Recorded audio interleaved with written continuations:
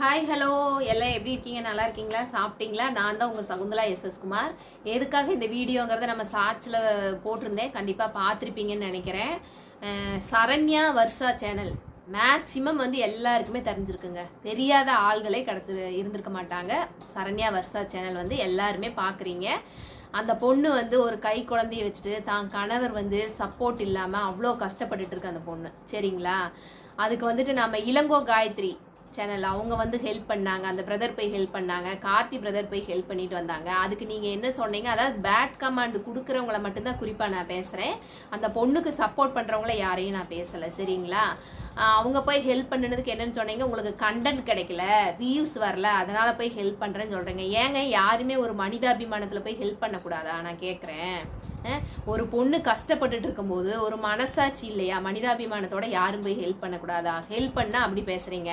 அந்த பொண்ணு சரி நம்ம வீடியோஸ் போடுறாங்க, வீடியோஸ் போட்டு நிறைய உறவுகள் சப்போர்ட் பண்ணுறாங்க. ரொம்ப சந்தோஷங்க. உண்மையிலேயே சப்போர்ட் பண்ணுற உறவுகளுக்கு எல்லாமே ரொம்ப நன்றி. நான் அதான் சொல்லிக்கிறேன்.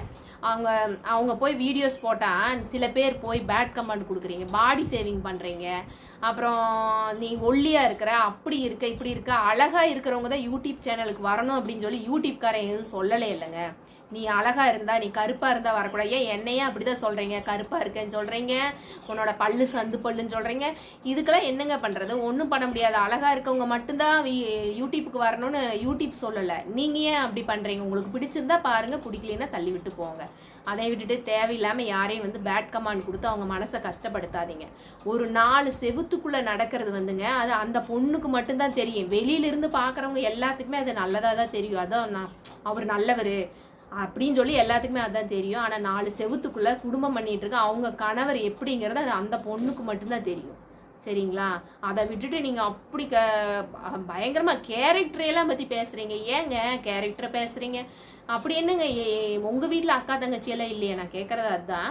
அவங்கள இந்த மாதிரிலாம் யாராவது தப்பாக கேரக்டர் ஒரு மாதிரி நீ சரியில்லை, அவங்க கேரக்டர் சரியில்லைன்னா பேசுனா ஒத்துக்குவீங்களா? சொல்லுங்கள்.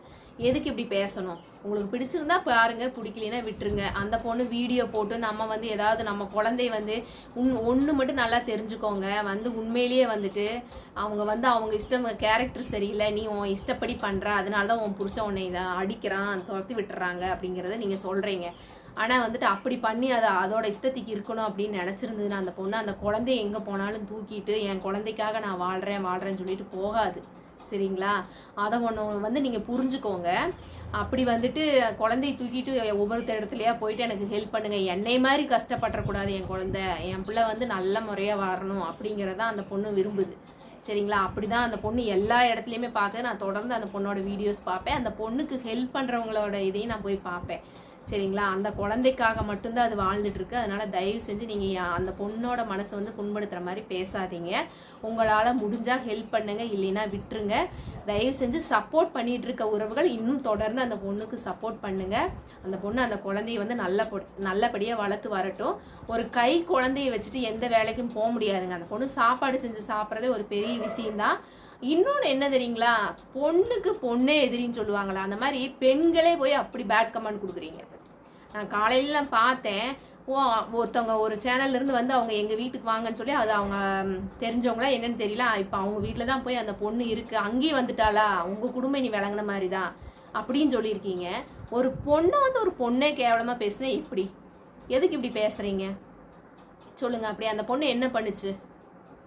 அதனால் வந்துட்டு ஹெல்ப் பண்ண முடிஞ்சால் ஹெல்ப் பண்ணுங்கள், சப்போர்ட் பண்ண முடிஞ்சால் சப்போர்ட் பண்ணுங்கள். தயவு செஞ்சு பேட் கமாண்டு கொடுக்காதீங்க. எல்லாத்துக்கும் எல்லா வாழ்க்கையும் வந்து நல்லபடியாகவே அமைஞ்சிராது. சரிங்களா? எல்லாமே வந்து கடவுள் என்ன நமக்கு அமைச்சு கொடுக்குறாரோ அதுதான். அது வந்து அந்த குழந்தைக்காக வாழ்ந்துட்டுருக்கு. நீங்கள் முடிஞ்சால் சப்போர்ட் பண்ணுங்கள். நீங்கள் இப்போ இந்த மாதிரி பேட் கமெண்ட் கொடுக்குறதுல நம்ம சொந்த பந்தமும் நம்மளை ஆதரிக்கிறது கிடையாது, நம்ம அப்பா அம்மாவும் நம்மளை ஆதரிக்க கிடையாது, நம்ம கணவரும் வந்து நமக்கு இப்படி இருக்காரு அப்படின்னு சொல்லி அதை ஏதாவது பண்ணிருச்சு அப்படின்னா நீங்கள் திரும்ப கொடுத்துட முடியுமா அந்த உயிரை? சொல்லுங்கள்.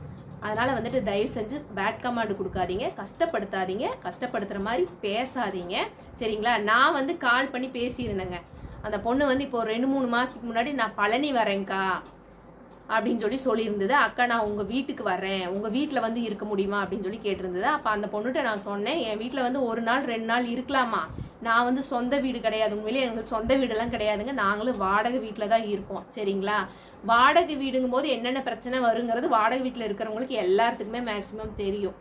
யார் என்ன இத்தனை நாள் தான் இருக்கணும், இப்படி தான் அப்படிங்கிறது கண்டிஷன்லாம் போடுவாங்க. அப்போ அந்த பொண்ணுகிட்ட சொன்னேன், நீ வந்து 2 நாள் இருக்கலாமா, அவ்வளோதான், 2 நாள் 3 நாள் இருக்கலாம், அதுதான் என்னால் பண்ண முடியும். வேறு ஏதாவது வேலைக்கு கேட்குறையா கண்டிப்பாக சேர்த்தி விடுறேன், இல்லை வேறு ஏதாவது தனியாக வீடு எடுத்து வைக்கிறதுனால அதுவும் பண்ணுறேன். இப்போதைக்கு என்கிட்ட வந்து எதுவும் பண்ண முடியாதுங்க, அந்த சூழ்நிலையில் தான் நான் இருக்கேன் அப்படின்னு சொல்லி இருந்துச்சு.